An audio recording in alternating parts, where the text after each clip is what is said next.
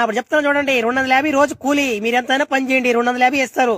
సాయంత్రం కల్లా 3 అంశాలు ముందుకు వస్తారు అంతే. ఇంకా అంతకు మించి ఎక్కువ కూలీ ఇరు, ఎంత పని చేసినా ఈరు. ఇంకోటి ఏంటంటే మీకు మిమ్మల్ని ఏమని చెప్పి ఎక్కిచ్చారు మిమ్మల్ని లారీయా? నో అది కాదు కానీ గరుడ మీ ఓనర్ ఉండేది ఎక్కడా? మీ ఓనర్తో మాట్లాడలేవా? సర్లే ఇప్పుడు మాట్లాడిపోయినా, ఇప్పుడైనా మాట్లాడిచ్చు. అరే దూరం నడిచి వచ్చిన ఒళ్ళెప్పులు కూడా 3 అంశాలు పోసేయం ఇప్పుడు. మీరు కొత్త పిల్లకాయలు కాబట్టి ఇక్కడ బతికేది మీకు చేత కాదు. మీరు రాగానే ముందు మోసేదానికి ఇది ఏమన్నా మీ అత్తలు ఇల్లు కాదు. రెండు ఆ బండ్లన్నీ కొట్టాలి మీరు. పోండి, ఇవన్నీ గొడవలో తొత్త తీరిపోద్ది. అబ్బా మావా ఏమన్నా పనులు ఇయ్యా.